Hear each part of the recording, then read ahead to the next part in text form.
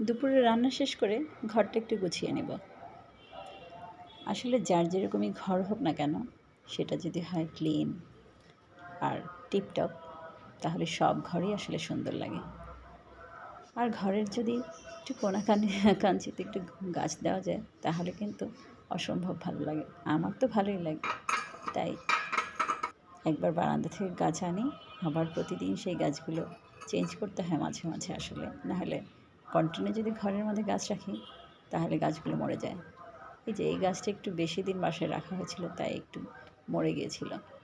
যে প্লাস্টিকের কৌটোর মধ্যে ছোট ছোট গাছ দিয়ে ঘরকে সবসময় যে অনেক দামি দিয়ে আসলে, বা অনেক ফুলদানি, অনেক দামি দামি ফুলদানি দিয়ে ঘর গোছাতে হবে তেমন কিছু না। এসে প্লাস্টিকের কৌটোর মধ্যে যদি গাছ লাগিয়ে সুন্দর সুন্দর করে গুছিয়ে রাখা যায়, তাহলে কিন্তু সবই সুন্দর লাগে। সবথেকে বড় কথা, যেটাই সাজাই না কেন, সেটাতে হয়তো রুচির পরিচয় পাওয়া যায়, সেটাই আমার কাছে বিশেষ পরিচয়। দামটা আমার কাছে কখনোই ম্যাটার করে না। আমার ঘরটাকে আমি খুব ছিমছাম করে রাখা পছন্দ করি।